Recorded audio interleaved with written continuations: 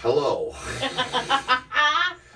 And welcome to God's Favorite Sinners. I'm Justin Hodak. I'm Lauren Trotter. And we are here with Aunt Susan.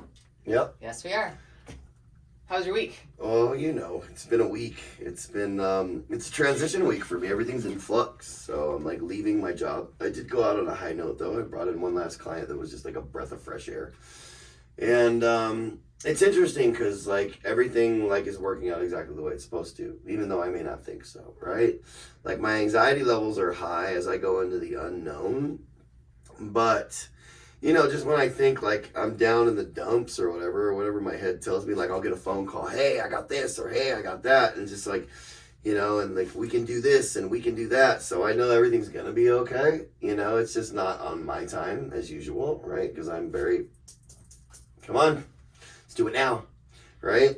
And, you know, but when you get into that entrepreneurial mindset, you know what I mean? It's different than having a 9-to-5, right? It's like, you know, you're at the mercy of making things happen for other people and you're like confined to like this one space, but you know it's guaranteed, right? And in an entrepreneurial mindset, you're confined to making things happen, but on your own, right? And like you have to eat what you kill in my business, you know what I mean? Like, so,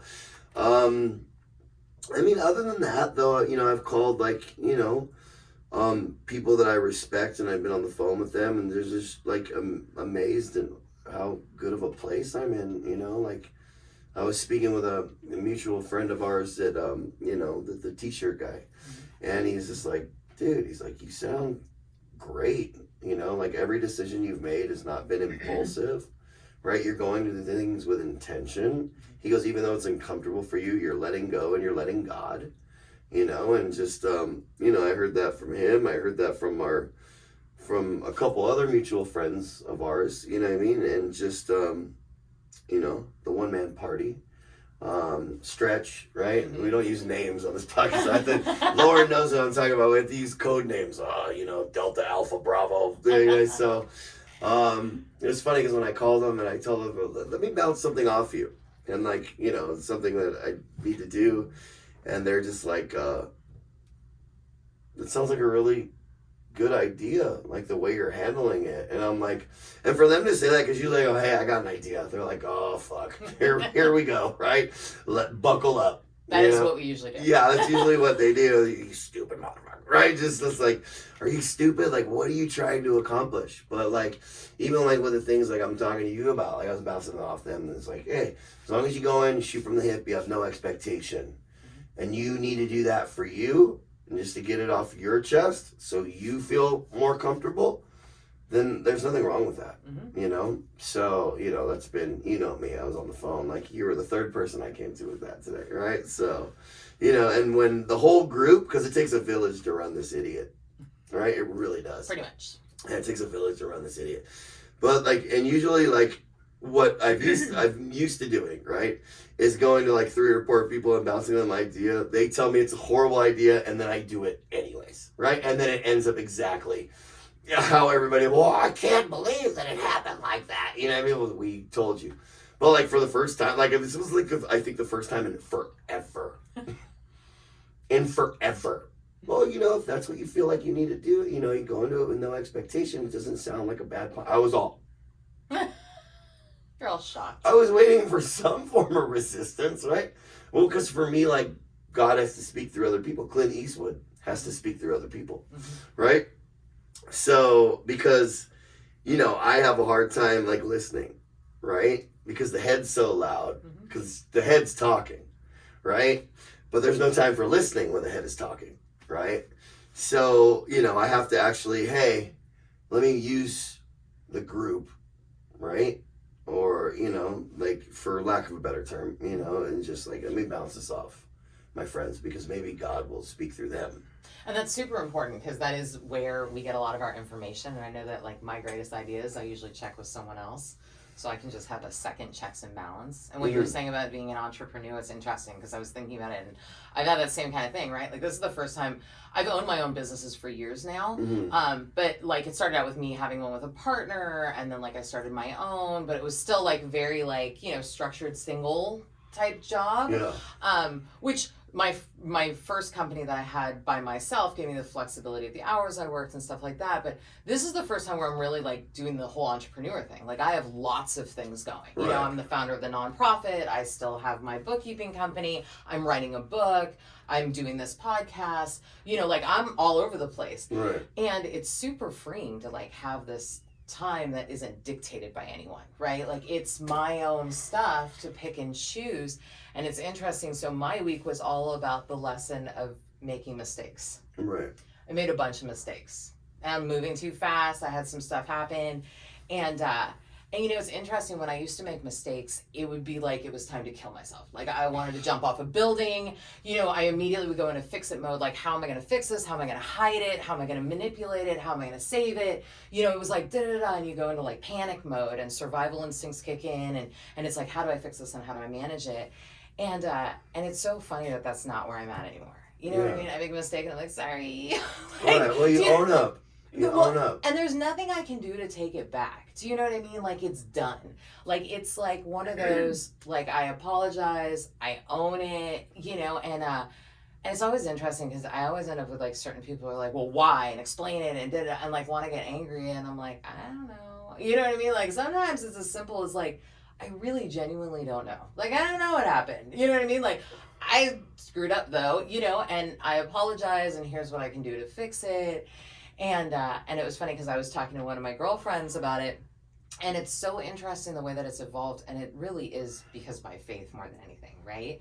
Like, I am solidly, like, centered in the fact that everything happens exactly how it's supposed to, including my mistakes. Right. Right? And so instead of trying to dodge the bullet or fix it or manipulate it or, you know, figure out how to hide it or, you know, whatever it is, it's like I just lean into, like, my bad, you know, and like, sorry, and like whatever the consequences of those actions are going to be exactly what they are, and just be like, well, ownership goes a long way with me, like, you know, and with people I deal with. I fucked up. I did this. What, I have no excuse. Like, you know, I did have, you know, there was a lot of there was this. I was taking on too much, right? And so, you know, and I learned the lesson from the mistake. You know, and I'll try not to repeat it. And both of us have learned these things from like our past, right? It's been like our experiences that have gotten here, which is that whole, you know, path of searching that we talk about. So and with accountability. that, I'm going to segue. Yeah. So this is Susan Dobson. This is my aunt. Hi, True. Aunt I Susan. love that my aunt is here. And you've watched a couple of our podcasts, so I you have. kind of know. She did her own talk show for a long time, and she is also a life coach and does substitute teaching and does all kinds of things and has always been an entrepreneur my entire life. You're like a mini me, Lauren. Yes. You're like a mini. When you're talking, I'm saying, yeah, I did that. Yeah, yeah, me too. Me too. Exactly. Right. So today we're going to talk about searching. And I know about a lot of your searching, but the people and Justin do not know about your searching. So what comes to you when we talk about like the searching and what that looks like? Starting from like childhood. I mean, I know you were raised Catholic. And Well, I've been searching for Susan all my life, but in all the wrong places, with all the wrong people, doing all the wrong things, and bumping along in life. Desperately seeking Susan. Desperately seeking Susan. That's exactly it. And, you know, it took all of my life. And the fact is that I lived through it is God's doing, not my doing. And I like what both of you had to say. I believe God leads my life. I call my God my mother, father, God of the universe. Because I don't like to label. I don't have a Catholic God. I don't have a Jewish God. Jewish, speaking of Jewish, you know, I was brought up, I'm a cradle Catholic. If you don't know what a cradle Catholic is, I was born into a Catholic family and just took on that persona or that religion. And, you know, it served me well and served me not so well. It was a very punishing, condemning religion. And as a child, I went to Catholic school, grade school, and then I went to Catholic high school. And I wound up dropping out at the 11th grade and just went on my life, again, desperately looking for Susan in all the wrong places, trying to belong someplace. I grew up in a home where I never felt as though I belonged. I had 3 older brothers. And I was sort of the oops in the family, and my mother had a great resentment and sort of made me Cinderella without going to the ball because I did everything. I was the girl in the family Totally. and did it all. And I had great resentments there. And out of those resentments, fortunately, I went to what they call is a business college today, and I got some skills in terms of being able to make a living and have some gifts that I could give out. I want to acknowledge something right here, though, is my aunt went back to college at...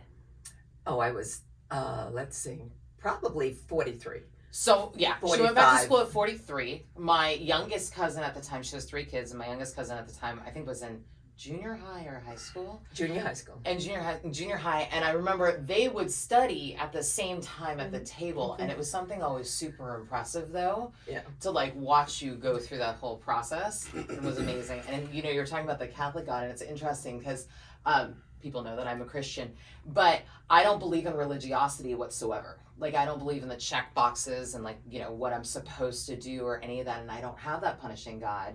And I actually had to do a lot of work to let go of the punishing God, even though I wasn't raised per se Catholic. I mean, I would go to church with her, but but it was like letting go of some of that piece of the religiosity and that piece of having a condemning God. Because for me, I had lived a life that, based on the condemning God, I would be condemned for life, right? Like, that was my belief system. Well, that's where I came from. I'm sorry. That's where I came from. And at some point, when I call letting go of God's hand and going on a journey by myself, I figured if I was going to hell, I might as well go to hell having a good time. Mm-hmm. Right. And so that's at the point, and I was very young, and went and did things my way, and always searching for Susan in all the wrong places and never finding her. And the thing about it is, growing up in a Catholic religion, when I went back to school, dropping out of school at the 10th grade, 11th grade, I was very ashamed of it, number one. So I lied about it all of my life. And my daughter, when she was in high school, we found out that it's just when ADHD or ADD was just really being diagnosed and worked with. So we sent her, I think, down to Texas, where the only doctor was. And when she was diagnosed with ADD, I found out what was wrong with me. And the deal with having a hard time with school is that I can't learn the same way that others learn. I can't do the read and memorize or listen and memorize. I get all lost in that. And so I was living in Santa Barbara at the time, and I decided to go back to school. And I went to Santa Barbara City College, which is like one of the best colleges, junior colleges in the whole wide world, in a location that's unbelievable. I used to go there every day and say, if they knew what a good time I'm having, And I began to find myself in that school. And I took one class, I took all of my undergraduate classes, but I took one class in world religions by Houston. I can't think of his first name. Houston Smith, excuse me. And that opened my world to a completely different understanding of what was out there. And that the Catholic religion wasn't the only religion in the world. So this is so interesting. I didn't know this, actually. And one of the first times that I broke into this whole idea of like God being something else or other religions was my first religious studies class in college. I took it at Valley College here, and I took that class, and it was taught by someone who was Jewish, and it was a religious studies class that looked at how, the same Bible verse in a Bible looked at from a Muslim and a Jew and a Christian and a Protestant and da-da-da-da. Could all look at it differently, and it opened up my mind that like maybe it's not one way, whatever maybe it is. It's not one God. Maybe it's not. It's everybody's God by whatever name you want to call God. And whatever religion you belong to or claim to belong to, which is really just a step, all religions are good. It gives you a foundation and a stepping stone to know something rather than nothing. Right. And I always believed that there was a God. I never had a problem with somebody else being out there creating everything, and it just came to being different from this one class by Houston Smith. And then from there, I got accepted into, UC Santa Barbara, and I was actually a film major because my whole life had been in the entertainment industry. My husband was an actor, and I was a producer, and I was a manager, and had my own company, and da da da da da. And so that's why I'm saying you sound just like me, and mini me. And I went in as a film studies major. And then I started taking religious classes or in religious studies. And the head of the religious studies department was a rabbi, Professor Hecht. And he changed my life. And the reason he changed my life is because he taught all religions. And of course, he was a rabbi. But he taught them all with the same love of God, with no stigma attached to them or negative attached them. He just taught God's love of his people. And it changed my life, Lauren, changed my life. And I wound up having a major in religious studies and film studies. And ultimately, when I left, I decided to continue on. When going back to school for me was like a lobotomy. It was everything that I thought I was missing in my life and more.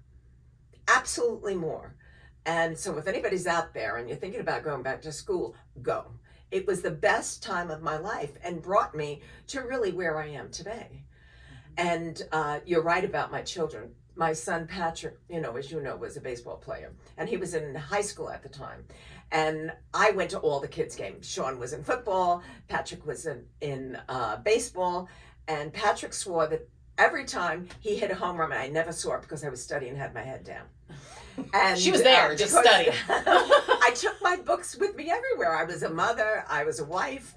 I did school stuff for me, school stuff for them. I did charity fundraisers and all that stuff. So I was very busy. She was very busy. Very busy. Very busy. And life was good, Life changed. Mm-hmm. And of course, in trying to find Susan in all the wrong places, I am in recovery.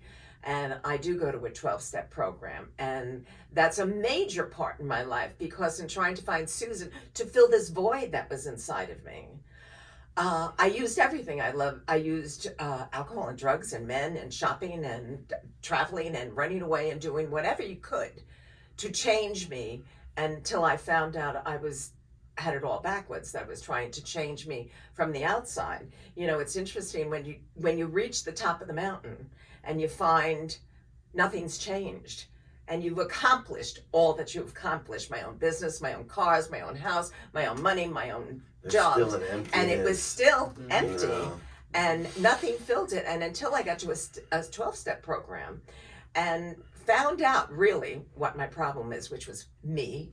And the solution was not from the outside, was from the inside. And my friend kept saying, the key is on the inside, Susan. The key is on. I had no idea what she was talking about. None. You're like, I have keys to everything. It's not unlocking. Now I'm not only looking for Susan, now I'm looking for Susan for the key. Yeah. And, and eventually we get it. And going back to school, I decided since I had lost so much time at school, I wanted to go on for my master's degree. Mm-hmm. And I wound up getting a master's degree in spiritual psychology, which was very cutting edge then.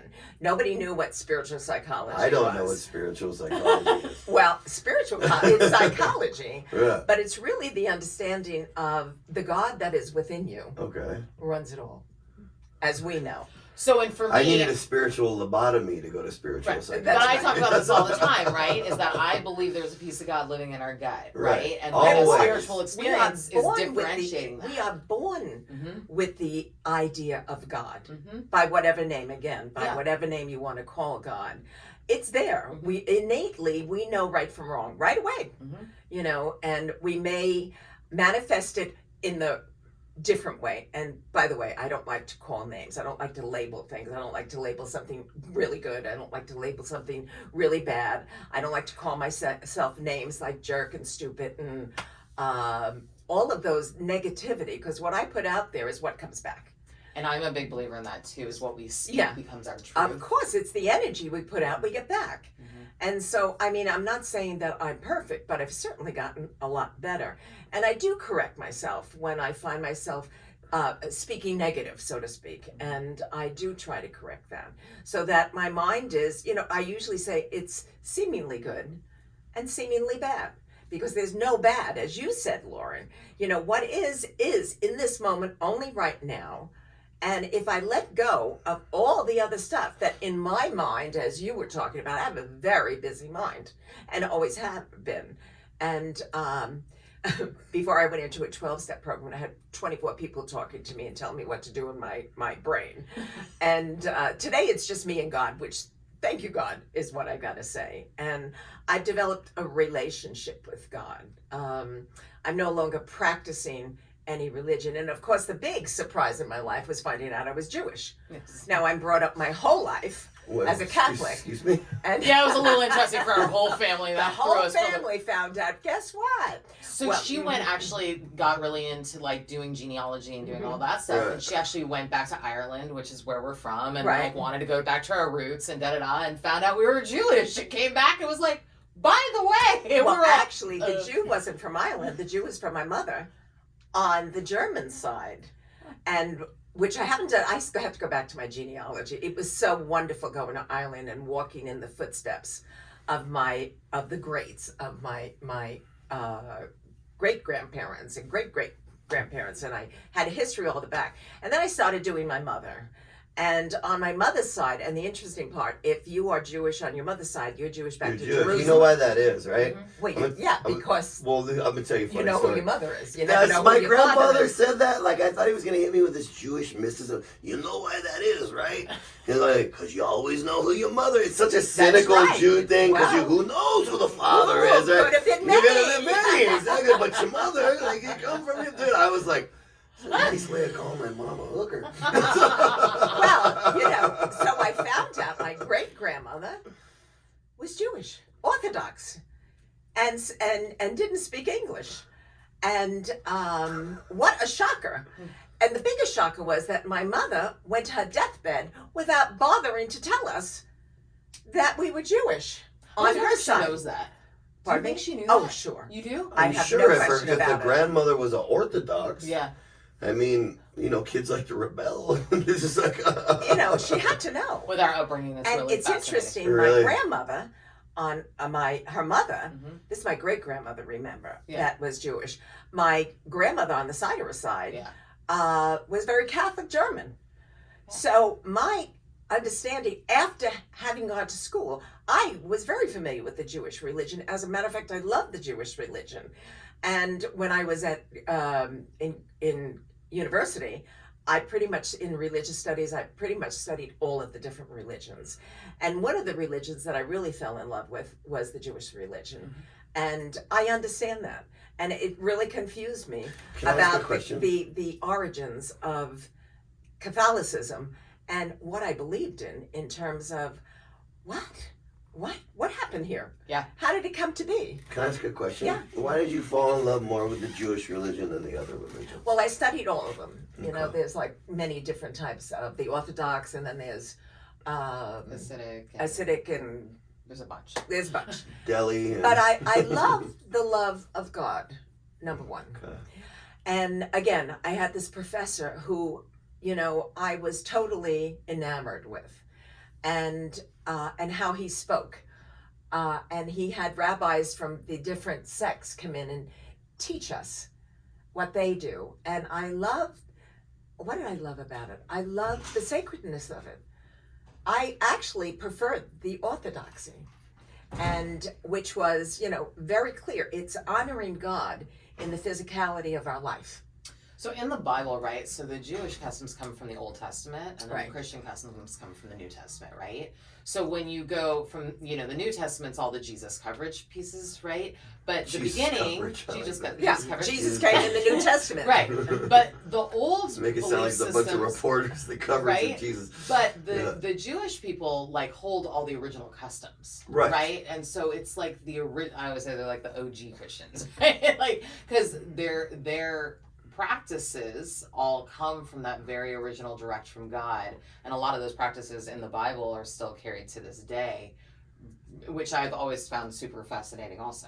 Well, it has to be. If God made a pact with the Jewish people, he didn't all of a sudden take it back and say, now you're not my people, and now they're my people. Huh? There's something wrong there. I find it interesting, like the Jewish, like you're right, they do the Old Testament, and here comes this guy, he goes, I'm God, and they all go, eh. And yet, we're still talking about Jesus Christ. Of course. How many thousands of years later. Later. So obviously, he had a big impact Of course. on the world. Yeah. And it is confusing. And then they changed everything. Yet, they say that Jesus came to right the wrong. Mm-hmm. Because at that time, the Jewish temple had become scandalous in the rabbis, who were teaching. They were taking money from the people, and they were doing things that they shouldn't have been doing. So they say that Jesus came really to correct what we were doing and teach them To pay for this. another way, and to how we were going to lead a different life. So Jesus was a Jew, and he didn't convert to Catholicism. And so he was just coming to correct and one more time lead the people out of the desert and into the rich and fertile land. And for me, right, like I have my own faith, right, and I do my walk with God and Jesus, and you know what I mean, and Jesus is my Lord and Savior and all that, and and for me, I have very much a similar background with you in the sense of like to this day, even with my faith and as strong as it is, I still believe that I am to guide with love in everything, right? Yeah. And I believe that if you have a God, then have your God. Do you know what I mean? And if your God's not my God, then at least you have a God, right? And it's part of your path and it's part of your walk. And like I was just having a discussion this morning, my job is to be a light and to pour love into everything I do and everyone I meet and everywhere I go, period. And I'm supposed to be an example of what it looks like to walk in faith. Not so much religion, but to walk in faith, right? And love. To walk faith with is God. love. Well, and God is faith, right? and love is faith, right? Right? And that is always where I sit, is as long as it's love, right? And that we're being loving and kind and examples of what that means, then that's how we make change in the world. Well, and you are too, right? Because like the thing that's attractive about you is you don't shove it down people's throats. Like I was talking with my mother, for example, the other day, right? And she's like, "You need to get saved because when you die, like I'm not gonna get to see you." And I told her, "You know what? One lifetime with you guys is enough. No. I need a break. I need a break. I'll be all right. You guys probably enough with my family too." And I do believe in a life after. By the way, I do believe there's a purpose to this life. And I want to tell you one more story before I leave, and I have to leave. Okay. Searching for my purpose and the Susan, as I said before, in all the wrong places. When I went to graduate school, it was the most, I had thought where I'd been was the most unbelievable experience and opened my brain.